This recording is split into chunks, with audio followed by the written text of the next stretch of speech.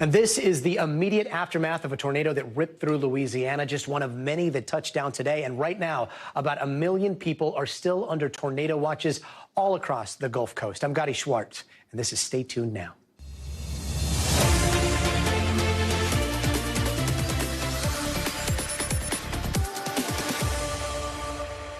At least 4 tornadoes touched down in Louisiana and Texas today, all of them pretty strong and moving incredibly fast. Take a look. Wow! Big tornado. That's a driver catching one on camera in Slidell, Louisiana. You can see it bursting through power lines there, bringing down trees, causing a whole mess of debris. Police say several people were hurt after a tornado ripped through an apartment complex there. The city's mayor is saying they haven't seen this much damage since Hurricane Katrina back in 2005. Meanwhile, over 350 miles away, people in Katy, Texas are also trying to clean up the mess left behind by another tornado, that one with winds over 90 miles an hour. But it's not just rain and strong winds. Monster-sized hail also was seen coming down in Texas. Look at the force that hail is hitting the ground there. Going into tonight, over 100,000 people are still without power across the South. Now, Kathy Park is on the ground in Slidell, Louisiana. But first, let's start with NBC's meteorologist Bill Cairns with a look at the storms brewing right now. Bill? Yeah, we still have this chance of isolated tornadoes. Flash flooding is a big concern, especially around the Pensacola area. And the rest of the storm system is going to spread up the East Coast and into the Ohio Valley tomorrow. So we're definitely not done with this yet. All these little blue dots show you wind damage reports. All the white dots show you where we had large hail reports. Baton Rouge got hit hard early this morning. New Orleans area, flash flood emergency during the day today. Slidell, we saw the tornado that was reported there. And this evening, we've been watching this line of storms slowly heading towards and through the Florida Panhandle.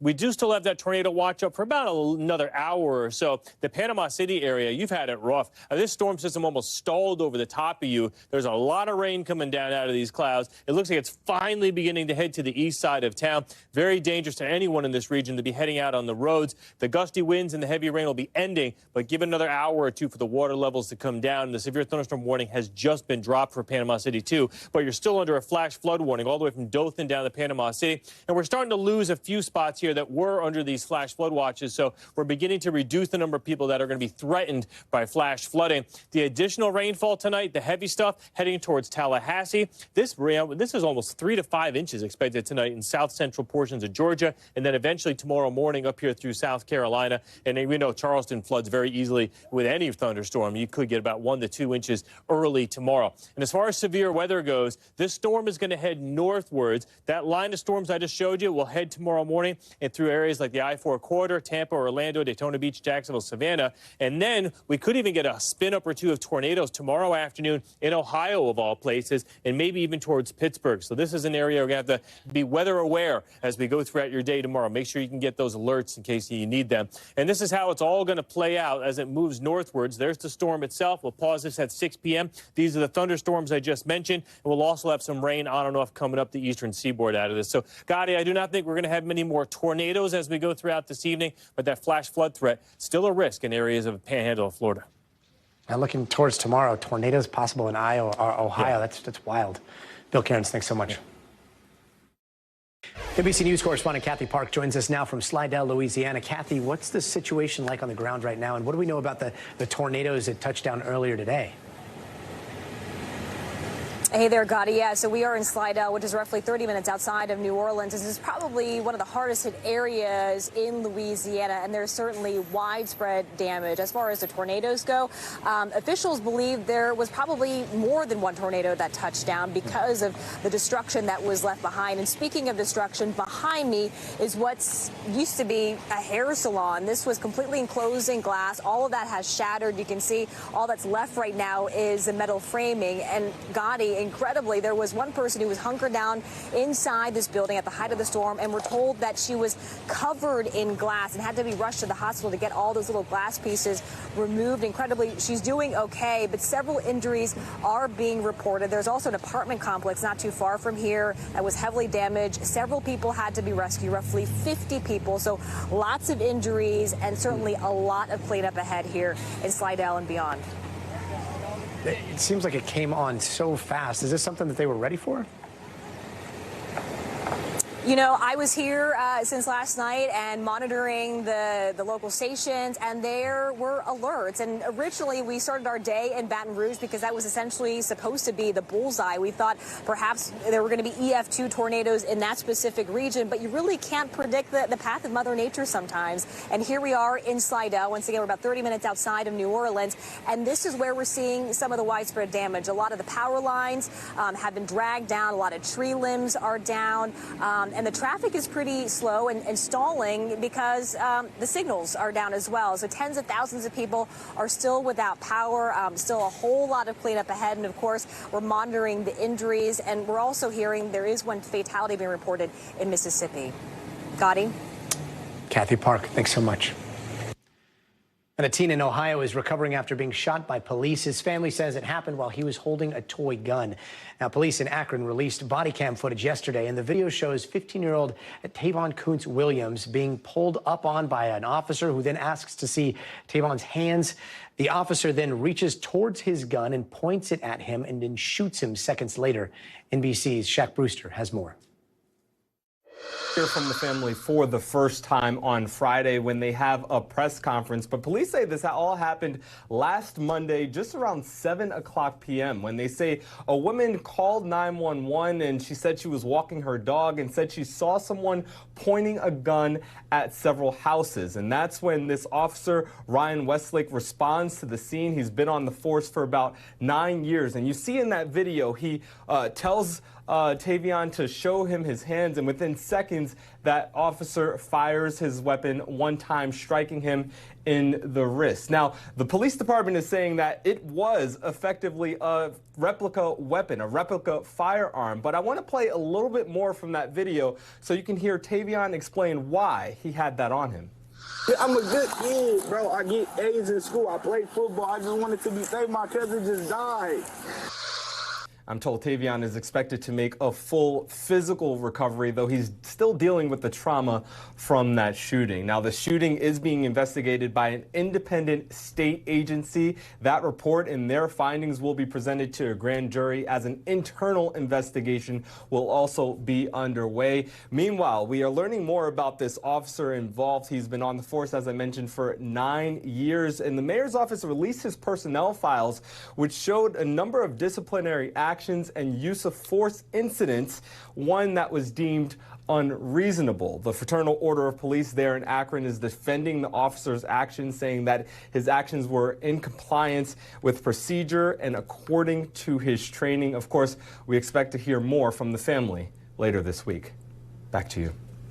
Shaq Brewster, thanks so much. And there's been a new twist in the Virginia school shooting involving a 6-year-old with a gun. More than a year later, the school's former assistant principal has now been charged with child abuse. NBC News correspondent Erin McLaughlin tells us more about this update. Tonight, new allegations about the actions of the assistant principal in the hours before a 6-year-old student shot and seriously injured his teacher last year. On Tuesday, a grand jury indicted former assistant principal Dr. Ebony Parker on 8 counts of felony child neglect. 1 count, according to the grand jury, for each bullet inside of the loaded gun the child brought to Richneck Elementary and used to shoot Abigail Zwerner.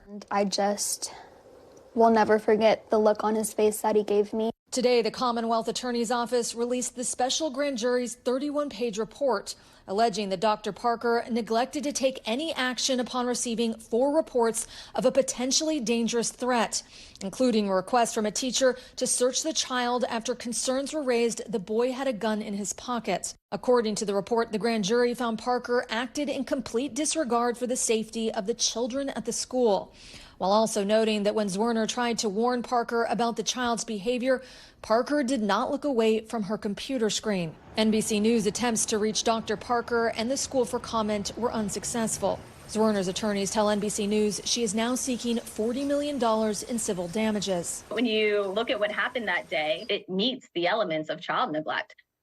It was certainly an appropriate charge to be brought. And what message does Abby believe this sends to other schools? Well, hopefully they will take notice that they have to be held accountable for their actions. Tonight, a warning to school administrators across the country.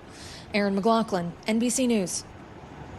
Erin, thank you. And don't go anywhere. We're just getting started. Up next, Unlike a good neighbor, State Farm won't be there. The insurance company is dropping policies in some California zip codes. Find out if yours is one of them. Plus, a case that involves sex, money, power, and a triple murder. The trial of Chad Daybell gets underway in Idaho, and NBC's Steve Patterson will be here to give us those details. And later this hour, we are talking about the future of TikTok.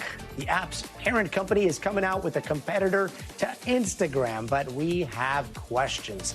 We're going to give you the full picture in tonight's Future of Everything, so stay tuned. Like, what happens if TikTok gets banned? Not only that, but are people going to want to use a separate app? There are so many apps now, and I think a lot of consumers have app fatigue. Hey, welcome back. There was a shooting in Philadelphia during a Ramadan celebration. We're going to have the details on that in just a minute. But first, here's some of the other headlines we're watching tonight. Donald Trump's attempts to delay his upcoming hush money trial have been rejected for the third day in a row. A New York appeals judge shot down the legal challenge today. The criminal trial is supposed to begin next week. And police are issuing an arrest warrant for Kansas City Chiefs wide receiver Rashee Rice. Now, this is after his apparent involvement in a multi-car crash in Dallas. Back in March, Rice was seen walking away from the crash his lawyer admitted he caused, and 4 people were hurt at that time. And the former CFO of the Trump Organization was sentenced to 5 months in jail today. Alan Weisselberg pled guilty to 2 counts of perjury in former President Trump's civil fraud trial for lying during his testimony. After the sentencing, his lawyer said his client accepted responsibility for his conduct. And consumer price growth accelerated in the last month, which is not a good thing, because that means that Americans have seen average prices increase more than 20% since the start of the pandemic. Despite that, the Biden administration says economic growth is still looking strong. And the U.S. and Japan announced historic new upgrades to their security alliance. It's all to stop China's growing threat in the Indo-Pacific. Now, President Biden is hosting Japan's prime minister on an official state visit this week. And now to a shooting in Philadelphia where several people were hurt during a celebration marking the end of the Muslim holy month of Ramadan. The city officials confirming at least 3 people were shot earlier this afternoon during an event for Eid al-Fitr, with Philly police arresting 5 people, including minors, and recovering 4 guns. NBC News correspondent George Solis has more. Tonight, gunfire erupting outside a Ramadan event in Philadelphia. We got an active shooting going on at this time. At least 3 people were shot near a mosque, where police say an estimated 1,000 people were gathered to celebrate Eid, the end of the holy month. They observed 3 males and a female running, and they stopped those individuals, and we recovered 4 weapons. An officer firing at a 5th suspect, a 15-year-old male who was armed, according to police. It was unexpected. Like, people were jumping tables, going up under trucks and stuff. Like, people just shooting for no reason. Police swarming the scene within minutes, confirming at least 30 shots fired into the crowd. It was supposed to be a celebration. It was supposed to be a celebration. End of the Ramadan, you know, and for this to happen, it's just sad. It's just sad. Baybell was there with her family when she heard the gunshots. Kids were playing and just gunshots just all over the place. We were just grabbing the kids, putting them underneath the tables, putting them under, pickup trucks underneath the cars, just getting them to safety. Tonight, of the 5 people now in custody, 4 of them minors. George Solis, NBC News. Thanks, George. Now, they say, like a good neighbor, State Farm is there. But here in parts of California, State Farm is where? Because State Farm, the largest insurance provider in the state, is not renewing a whopping 70,000 policies. And tonight we have a clearer picture of who. The hardest hit zip code is the city of Orinda in the Bay Area. Almost 2,000 policies are not being renewed there, and the mayor is calling it a crisis.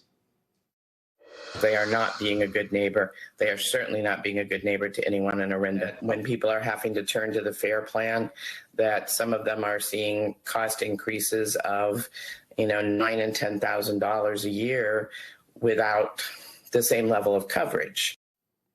Let's bring in NBC News correspondent David Noriega. David, why is this happening? It's happening basically because State Farm as a company has decided that the whole state of California is no longer a cost-effective part of the home insurance market. They actually said last year that they were going to essentially pull out of the state by not writing any new homeowner home insurance policies in the state, and now they are proactively not renewing these tens of thousands of policies. Now, this is happening really mainly because of the risk of catastrophic wildfires, right, which we've seen sort of very dramatically in the last few years. And it's just really basically a business calculation that State Farm is making. And meanwhile, the parent company for State Farm, they reported a net worth of something like $134 billion at the end of 2023. How are these two statements true? Yeah, it's tempting to think of home insurance as almost like a public service because people need it. You can't really buy a home if you don't have it. But it is, in fact, a private and profit-driven marketplace. And, even though this affects some 72,000 people in California, it represents only about 2% of State Farm's policies in the state. So, again, this is a business decision. They're just deciding that these are parts of the market that it's not worth it for them to cover. So if you're one of these 70,000 people who all of a sudden you're looking at a letter that says, we're dropping you from the policy, what are the options? So there is a sort of backstop. Here in California, it's called the FAIR Plan, which is a state-mandated private insurance plan that covers people who basically otherwise can't find insurance in the private market. So mostly very high-risk people. In California, that mostly refers to wildfire zones, but also earthquake zones, right? Now, the problem with the FAIR Plan is that it is, number one, very expensive. Number two, it usually only covers one thing, such as fire. And number three, it's an old system and it's having trouble catching up with this sudden rise in demand. Insurance agents say that it can take hours or close to a whole day just to get someone on the phone at the FAIR Plan these days. So, and then even if you do get the policy, sometimes it prices you out of getting the home that you're trying to buy. As far as homeowners, it's kind of backing them into a corner to the point where, in a lot of cases, they have no choice but to seriously consider just putting their house on the market. Putting their house on the market. Crazy stuff. Thanks so much, David. You got it. And coming up, an incredible rescue of a teen who is drowning in a Washington state lake. All of it was caught on video. But first, you gotta see this. This is Jeffrey. Hold on, we got it here. He's a goat in Kansas City. He got trapped 80 feet up in the air on Monday after hopping over his owner's fence. Now, if you are born a greatest of all time, sometimes goats like Jeffrey bust out those ninja moves, and he climbed up to the ledge of that bridge until he realized how far he had wandered up. That's when it was all hands and hooves on deck. When the fire department and animal rescue people, they worked to get Jeffrey off the bridge and safe on the ground. He didn't break any bones, and now he's waiting to be reunited with his owners. What a bad little dude.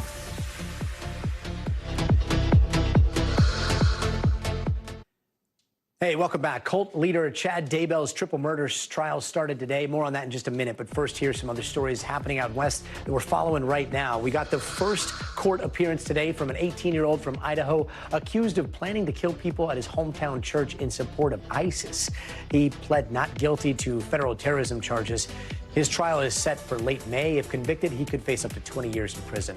And over to Arizona, where a man convicted of killing a 6-year-old was sentenced to life in prison. He was already serving a life sentence for the death of a 13-year-old back in 2014, but now he'll be serving both sentences at the same time. And a close call for a teenager in Washington state. Body cam footage shows police diving into a lake to save a girl from drowning. Luckily, she was brought back to shore, taken to the hospital, and she appears to be doing okay. 2 dead children and 3 dead bodies. That's what prosecutors told jurors today as part of their opening statements in the triple murder case for Doomsday writer Chad Daybell. And they also said that anyone who got in his way were seen as, quote, dark spirits or even zombies. Now, that's the story that they told. And it was that Daybell helped kill his first wife, Tammy Daybell, and her children, 7-year-old Joshua J.J. Vallow and 16-year-old Tylee Ryan. He is facing first-degree murder, which he has pled not guilty to. And last year, Daybell's current wife, Lori Vallow, was convicted of killing her children and got life in prison. Prosecutors say the couple became obsessed with apocalyptic beliefs that led them to commit those murders. And NBC News correspondent Steve Patterson joins us now. Steve, what kind of defenses are Daybell's lawyers laying out right now? First of all, awful story. Tough to defend when you're literally being called a doomsday prophet. So the defense's strategy is simple. Minimize the involvement that Daybell is believed to have done and conducted in this case, and sort of maximize and put the blame on Lori Vallow Daybell, who's, by the way, already been charged with committing the murders, sentenced to multiple life sentences, 3 consecutive sentences. So they're putting the blame on her, saying that this woman is the dark temptress, the viper that ensnared Chad Daybell to be a part of this. But his role, of course, much more benign than her role. Here is the defense team in their own words about, exactly how they're shaping this case. Listen to this. With her testimony about this beautiful, vivacious woman, very sexual person, and very manipulative. And she knows how to get what she wants. And of course, obviously prosecutors may not disagree with that, but their job is to paint Chad Daybell as a murderer, as somebody that is not only on board with what happened, but led the charge, and as somebody that is also obsessed with power, obsessed with money, obsessed with sex, and obsessed with death as a way to accomplish those prior 3 things. Is there any chance that we might hear from Lori or Chad himself? There is. So, I mean, the most accurate answer to this is we don't know, because there is a gag order on this case. Before that was put in, though, there was an interview from the defense team to a local station in Idaho. The defense team telling the local station that it's not only possible, but possibly likely that she does testify on the stand. She wasn't not giving any hints to what their strategy is or if they were going to call her as a witness, but we expect to hear possibly from her, definitely from her family. Of course, we're hearing from law enforcement officials, from people that investigated this case. The detective was the primary person that we heard from as the first witness called today. And as long as this trial may go, we may hear from dozens and dozens more witnesses, Gadi. Real question, do we know how long this trial could last? It's going to be a long one, at least 6 to 8 to maybe 10 weeks, so months of the jury's time. We'll be checking back with you frequently. You got it. Steve, thanks so much. So turning now, we are living in a time here in the United States when electricity generated from renewables has now surpassed both coal and nuclear. And guess who made the top of that renewable energy list? The oil-rich state of Texas is #1 in wind and #2 in solar. And that's not all. The coal capital of the country, Wyoming, expects to shift nearly 100% of its power to wind and solar by 2035. NBC News national climate reporter Chase Kane joins us now live to break down what all this means. This is obviously big news in Wyoming, in Texas. They saw this coming. The rest of the country is probably seeing them at the top of the list now. But how's it going over this transition in those states? I mean, the thing is, if people don't like paying a lot for an electric bill, right, who like spending a lot on a power bill every month, then you should like wind and solar because it is by far the cheapest. They're by far the cheapest sources of electricity. I also think there's a bit of a disconnect in terms of the way that we perceive some of these energy sources and then what it actually means. Ultimately, you'd want to flip the switch and have the lights come on. You don't want to pay a lot for your power bill. And beyond that, I don't think most Americans actually have a strong opinion, really, about this. Yeah, no, like the sausage being made. Yeah, give me a cheap. Just give me electricity, right? Yeah. I do want to ask though, when it comes to some of these states, they've been on fossil fuels for quite some time. Has there been a cultural shift at all? I mean, I think when you look at, if it's a farmer who's now able to get paid by a wind or solar company, that's new revenue for that farmer. So of course they're excited about it. There's also a difference in terms of like what these states are exporting versus what they're using. So you see Texas right up there, #2 in solar, #1 in wind. I mean, they really care about keeping the lights on at home. And so maybe they're still drilling and producing oil and gas, but in terms of their home energy source, they're doing pretty great compared to other states. So this is like the new oil derrick. Instead of an oil derrick, you got solar and on a farm or a bunch of land. So when it comes to nuclear, where does nuclear stand right now? So it's interesting because actually just in the last few weeks, we had our second new nuclear reactor come online in East Georgia on the South Carolina border. It had been many years in the United States since we had built new wind and solar, new nuclear reactors. And so it's something that has some controversy, right? Some people don't like the idea of a nuclear plant in their backyard. It is also very expensive to build them, but it is also a reliable source of energy. I think the thing we really need to talk about if we're going to continue to expand wind and solar on our power grid is battery storage. Because if we can actually build enough batteries, then it doesn't matter when the sun goes down or when the wind dies down. You can keep a steady source of electricity. Got it. And how far away are we from where we need to be? Well, we're actually not doing great. The goal was that we were going to cut our emissions in half by 2030. We're behind pace. Even with this good news and all the progress in wind and solar, we still have to move much more quickly. The good news is we already have all the technology. We don't need new breakthroughs. We don't need anything special to happen. We just have to implement things that we have at a little bit faster pace if we want to reach some of these emission targets for the United States. Chase Kane, thank you so much for the update. Of course. And still to come, Amanda Knox is back on trial. This time she is facing a slander retrial in Italy for accusing a bar owner of murder. We're going to have those details, plus other stories trending around the world. So stay tuned.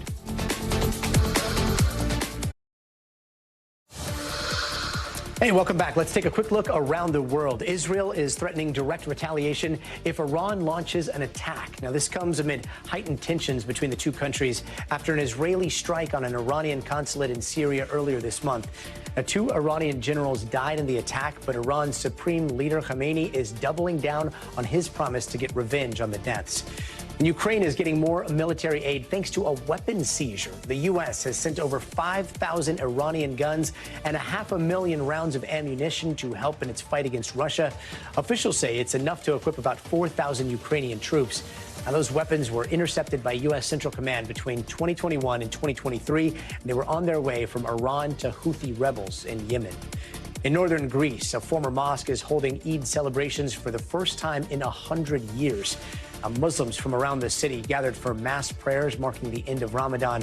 The historic building is now used as an exhibition venue, and the mosque dates back to 1902 and was originally built for Jewish converts to Islam. And people in Italy are getting quite the show from Mount Etna, Europe's largest active volcano. The volcano has been shooting rings of smoke into the sky since the weekend, and experts say it is a very rare feat. It's happening because of a buildup of air pushing out gas through the crater in those perfect smoke rings. And remember the saga of Amanda Knox? She's now facing new slander trials in Italy over accusing a bar owner of murder. Now, you might remember, she is the American woman who was exonerated of killing her roommate in Italy back in 2007. But now a defamation charge that she accused him of the murder is being retried this week. And NBC News correspondent Claudia Lavanga has more from Italy. Now, back in 2007, Amanda Knox was sentenced to 3 years in prison for slander against Patrick Lumumba, the owner of a bar where she worked part-time, after falsely accusing him of the murder. Now, she has since maintained that back then she implicated Lumumba only because she was under pressure, intense pressure from the police, and had no access to legal representation. Now, a claim that was backed by the European Court of Human Rights, which in 2019 ordered Italy to pay Knox more than $20,000 in damages for the harsh interrogation she had to endure. Now, as a consequence, in October last year, Italy's top court overturned her conviction for slander against Lumumba and ordered a new trial in Florence, which started today. Now, this morning, the prosecutor asked for her 3-year sentence to be reinstated, but even if she's found guilty of slander again, Knox will not be expected to return to Italy, as she has already served 3 years in jail when she was initially found guilty of murder. But Knox says she wants to clear her name and remove this last legal stain against her once and for all. Claudia Lavanga, thanks so much for that report.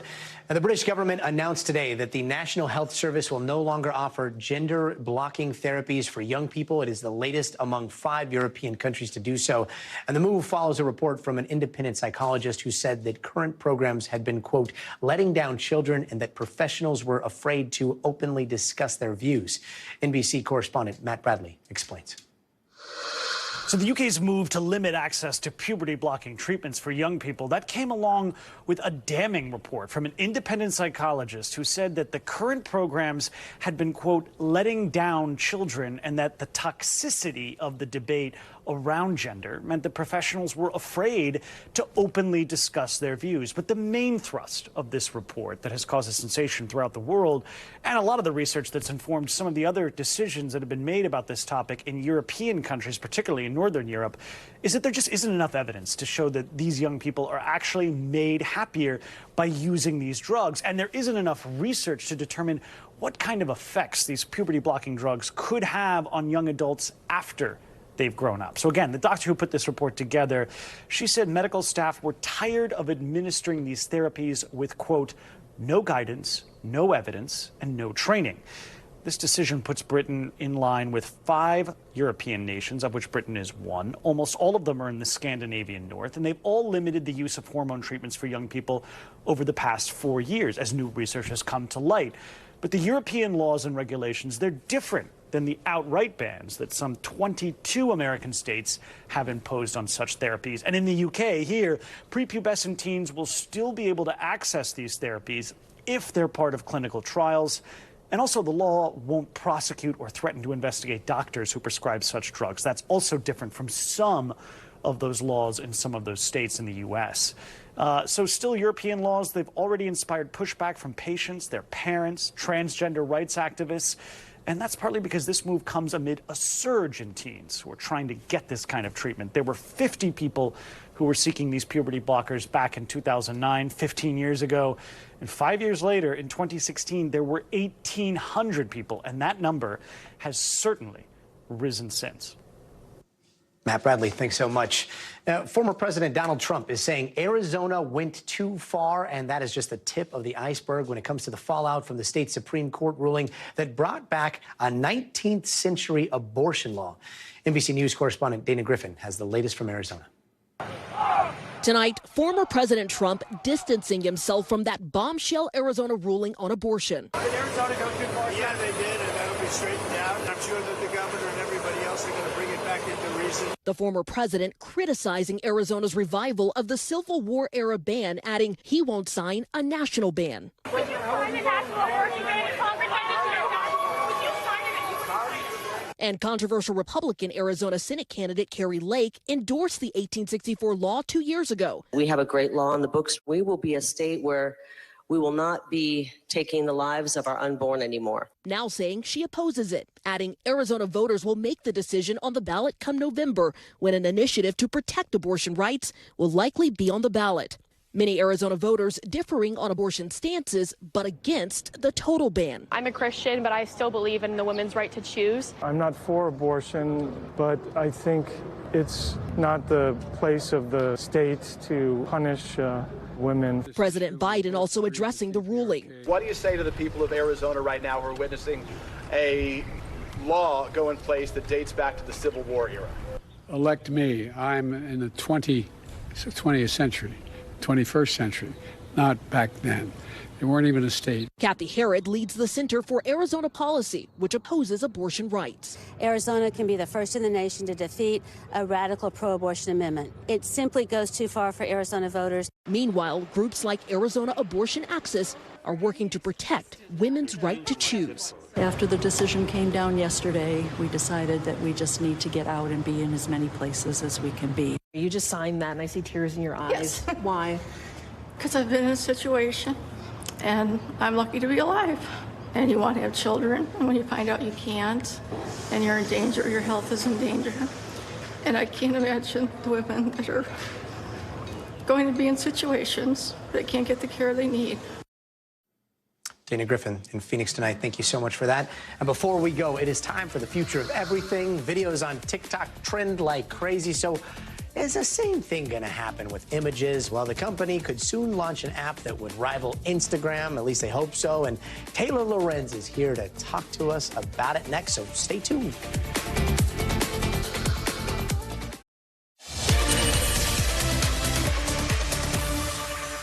And here in LA, we spend a lot of time in our cars. And I know that when I'm stuck in traffic, I can't help but look over to the car next to me to see what the driver is up to. Lots of times, they're texting, which is alarming enough, even though we're all kind of guilty of it. But imagine how alarming it's going to be when you look over and there's no one behind the steering wheel. Well, today, that scenario is getting much closer to reality, especially here in LA. The self-driving taxi service Waymo has officially arrived. And according to the company, a fleet of less than 50 cars are out on the streets today. They've been doing that for a while in different parts of the country. But now they're going to be covering a part of LA, including Santa Monica, all the way up to downtown Los Angeles. And joining us now is NBC News tech reporter David Ingram. David, LA has a population of almost like 10 million people. The county-wide 50 cars does not seem like a lot. How is this going to work at first, and what are the plans to expand? Yeah, that's right, Gadi. So this fewer than 50 car number is very small, but it's deceptively small. So I'm based up here in San Francisco, and Waymo started small here as well. And the latest numbers here in San Francisco is they've got 100,000 passengers per month. So not dominating by any sense of the imagination, but they have become ubiquitous in San Francisco. And it wouldn't surprise me if the same thing happened before too long in at least parts of Los Angeles. The way this works is it'll be very intuitive for people. It's the same app-based service as you might expect from Uber or Lyft or Flywheel, any of the other apps, except that when the car arrives and you get in, there's no driver there. A little too intuitive. I've had a chance to go Waymo rides, cruise rides. I gotta say, the craziest thing for me was like how fast I got used to it. It was a trip for the first like 30, 40 seconds. And then you're like, wait, do I trust this? I guess I do. And then you just look down and you get on your phone and then you're like, oh, I've arrived. The robot got me here safely. Have you had a similar experience? I've had a similar experience. You know, at some point, even, early when I was riding it, you look up and you have a question on the tip of your lips and you want to ask the driver something. And then you realize that there's no one there. So what's also common here in San Francisco is tourists who are out and about town, stopping to take pictures and point, and you feel like you're in a little bit of a scene where the tourists you become the tourist attraction. But eventually it seems somewhat normal. Yeah, seems somewhat normal once you get past the whole, I'm not an animal in the zoo, even though like the zoo is a perfect description for like the freeways here in LA. So GM, they've already got Cruise. Elon Musk has been planning this product launch in August that is being very hyped up. What is the latest on the trend of self-driving cars? Is this going to pick up steam real quick across the country, or are we still kind of like the beta guinea pigs? Yeah, I mean, it has felt like a tease for a long time. Elon Musk was talking 10 years ago about how self-driving cars were just around the corner. He's made similar predictions ever since. What you're really seeing here is two separate tracks, two separate philosophies. Elon Musk has been slowly adding various features that are similar to self-driving technology to Teslas, sometimes getting him in trouble. He's under investigation for that, both on the state and the federal level, to see whether he oversold the features as, quote, full self-driving. But then you have companies like Waymo and Cruise. There are others like that, both in the US and in Europe, where they are starting small with these pilot projects, learning through different, somewhat technology based on mapping, learning specific places, gaining the trust of both riders and users, and then slowly expanding out from there. So we'll see if Musk tries to force a whole different scenario, but this is what Waymo is trying in LA now. In LA now, so we will continue to put the wild in wild west when it comes to self-driving cars. NBC's David Ingram, thanks so much for joining us, brother. And remember when TikTok came out and most people seemed skeptical until it very quickly became the next big thing. And then just a few months later, Instagram said, hey, we can do that too. And then they dropped Reels, kind of like they did with Stories after Snapchat. And of course, don't forget Twitter at the time launched Fleets, which was a copy of Stories. And since then, TikTok's copied YouTube by offering 10-minute videos. And then YouTube copied TikTok by making YouTube Shorts. And Instagram's copied both of them by making IGTV and Reels. Well, now TikTok has put down the Uno reverse card yet again and is trying to copy Instagram with something called TikTok Notes, which looks like it's just another picture and text sharing thing a la, I don't know, Threads and maybe like old school IG. And some users are already getting a message that their photos could be shown on the app.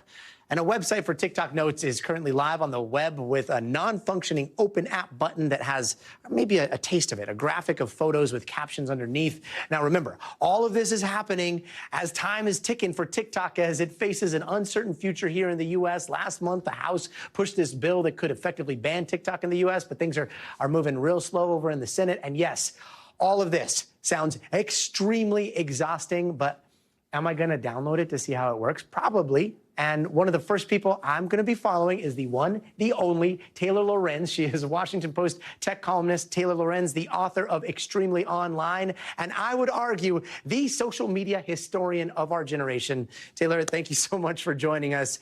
Okay, so jumping in here. TikTok's possible ban in the United States may be looming. Is this a play to like sink the roots even deeper into the United States, or just like a reach for more growth? What do you think? It's both of those, I would say. I mean, they want to grow and just get as much scale as possible in the U.S. as before this potential ban. Now, it's unclear whether this ban could affect something like TikTok Notes, especially even with TikTok in the name. ByteDance also recently launched Lemonade, which is kind of their version of Pinterest as well, and that's also been getting traction in the U.S. So I think ByteDance is really trying to maintain its market share in case of a ban. So you can already share photos on TikTok. What is the point of making a whole new app to do that? Well, it's different modes of expression. I mean, I liked what you said earlier. It's kind of taking it back to this old school Instagram feel. I think a lot of people these days on Instagram actually want a place to just share photos, maybe with friends, or just share more low effort forms of content. That's the sort of the beauty of Instagram Threads as well, which has been getting some traction. So we'll see. This could also just be a hedge if TikTok does get banned. Maybe TikTok Notes suddenly evolves and starts putting video in. We'll see. But I do think that photos aren't going anywhere. I mean, people still take and share photos every day. Speaking of a throwback, I very vividly remember the day you wrote that article about how the Instagram aesthetic was dead. And to me, that's when the Instagram aesthetic died. And I don't know when that was, but that was years ago, right? And ever since then, like Instagram, that magic, and I'm just speaking for myself, but it kind of lost a little bit of that luster, the aesthetic at least. Do you think that there's still nothing that is filling that, and TikTok might be trying to capture that in this weird, sticky, like algorithmic way that they do, or are they going to bring something that we haven't seen before?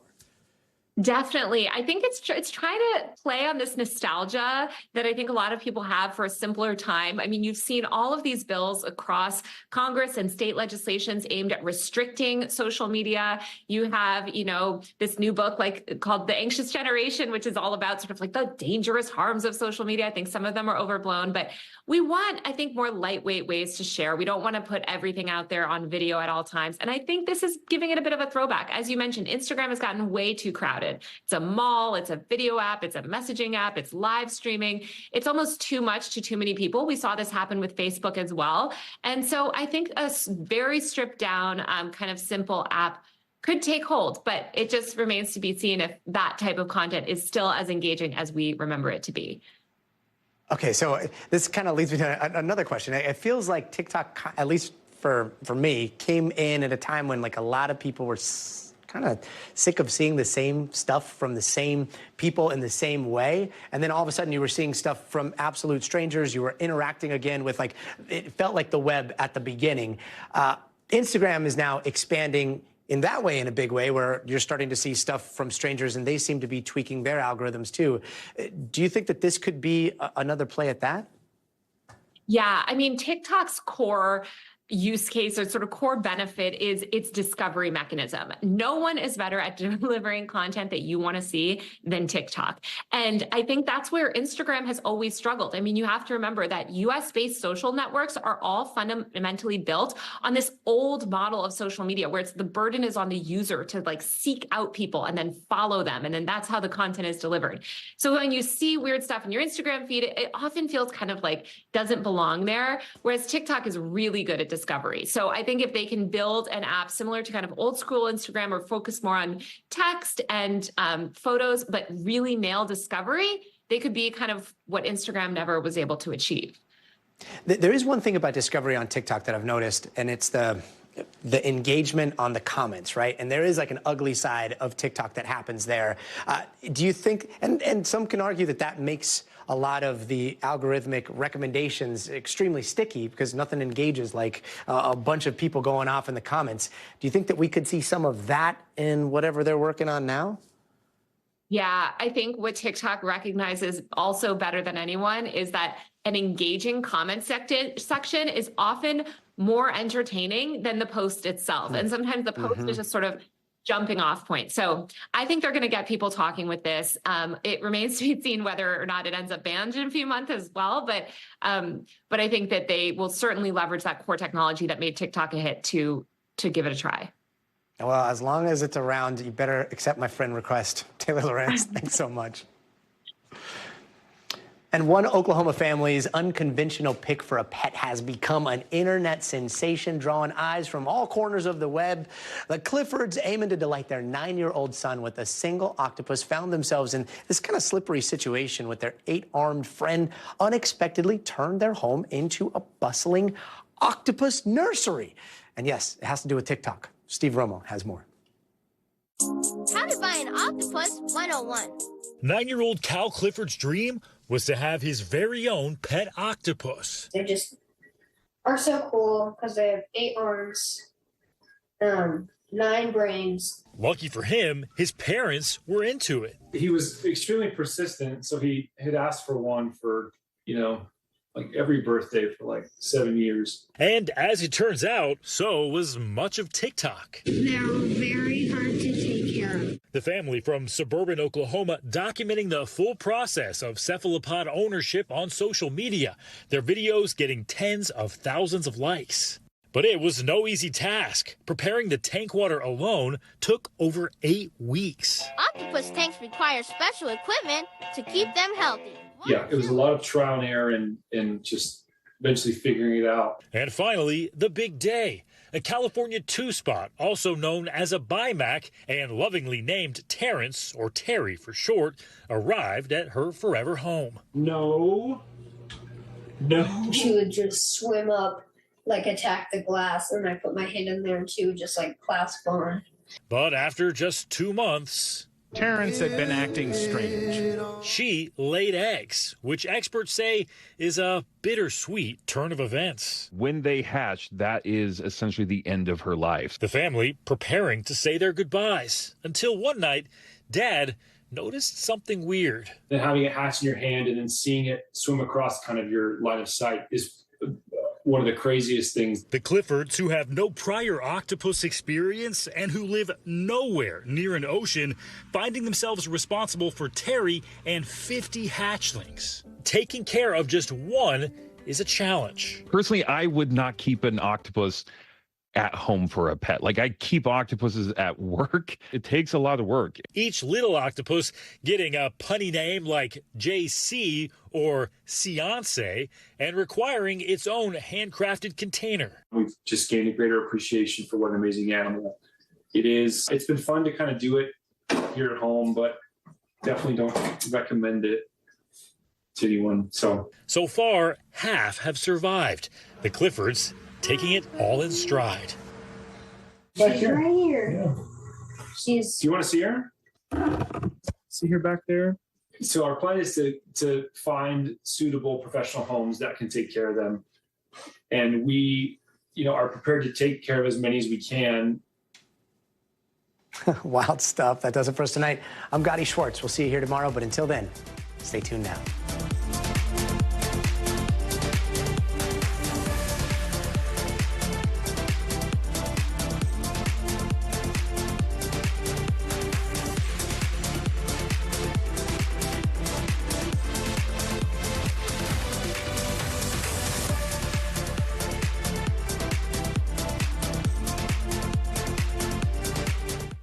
Thanks for watching. Stay updated about breaking news and top stories on the NBC News app or follow us on social media.